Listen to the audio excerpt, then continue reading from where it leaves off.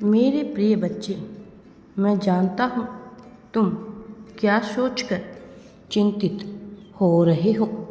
मैं जानता हूँ तुम्हारे मन पर क्या गुजर रही है, किन बातों ने तुम्हें परेशान कर रखा है, क्यों निराशा तुम्हें घेर रही है।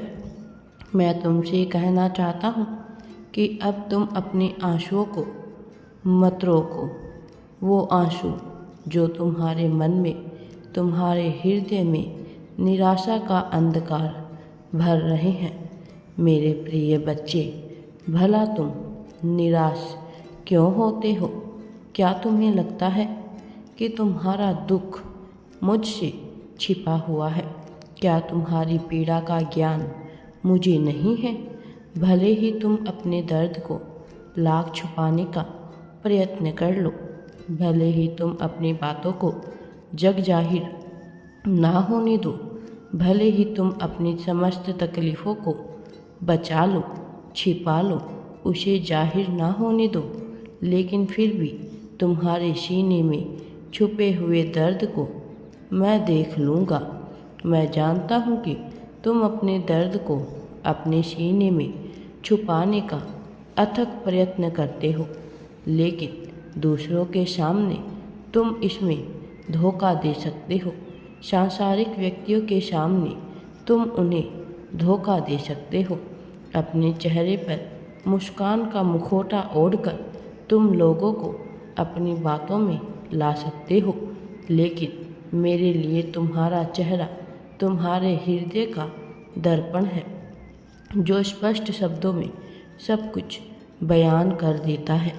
मैं जानता हूँ तुम्हारे दर्द को, तुम्हारी तकलीफ़, तुम्हारी पीड़ाओं को, जो उन जख्मों को भी जो तुम्हें थका रहे हैं, जो तुम्हें कमज़ोर करने के प्रयास में जुटे हुए हैं। लेकिन मैं यह भी जानता हूँ कि तुम साहसी हो। मैं तुम्हारी उस बहादुरी से भरे व्यक्तित्व को, जिसने जीवन का सबसे कठिन समय देखा है और फिर भी आह भर के सामने अपने आंसुओं को टपकने तक नहीं दिया। मैं तुम्हारे उस व्यक्तित्व से वाकिफ़ हूँ। मैं वाकिफ़ हूँ तुम्हारे मन के सौंदर्य से। मैं वाकिफ़ हूँ तुम्हारी ताकत, तुम्हारी निष्ठा, तुम्हारे समर्पण से। मैं वाकिफ़ हूँ तुम्हारे गुणों से, तुम्हारे अवगुणों से, तुम्हारी प्रत्येक उन बातों से जिसका ज्ञान तुम्हें भी नहीं है। मेरे प्रिय बच्चे, आज तुम आखिर खुद को इतना अकेला, हारा हुआ, थका हुआ क्यों महसूस कर रही हो? आखिर क्यों तुम अपने आप को ऊर्जा विहीन महसूस कर रहे हो? क्या तुम्हें मुझ पर संदेह हो रहा है? क्या तुम्हें लग रहा है कि तुम्हारा जीवन बस इसी तरह से चलता जाएगा, इसमें परिवर्तन नहीं आएगा? क्या तुम्हें लग रहा है कि चीज़ें तुम्हारे अनुरूप नहीं होगी? मेरे प्रिय बच्चे, विश्वास करो और अपने उन आंसुओं को बह जाने दो, उन्हें टपकने दो, उन्हें विफल जाने दो। तुम्हें भीतर से कमज़ोर बना रहे हैं, जो तुम्हें भीतर से तोड़ने का कार्य कर रहे हैं। वह आंसू, वह दर्द, वो पीड़ा तुम्हें मजबूत बनाने के लिए आई थी, लेकिन तुम स्वतः ही खुद को कमज़ोर कर रहे हो। मेरे प्रिय बच्चे, क्यों चिंता करते हो? तुम्हें लगता है तुम गिरोगे तो मैं तुम्हें नहीं थामूंगा।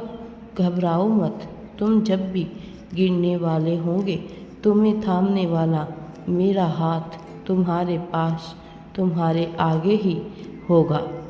मेरे प्रिय बच्चे, जीवन में बहुत सी चुनौतियाँ आती हैं।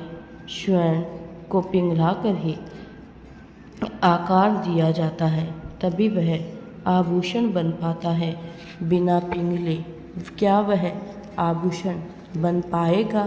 स्वर्ण तो कीमती होता ही है, चाहे वह आभूषण हो अथवा ना हो, किंतु उसका उपयोग तो केवल तभी किया जा सकता है जब वह आभूषण रूप में हो। मेरे प्रिय बच्चे।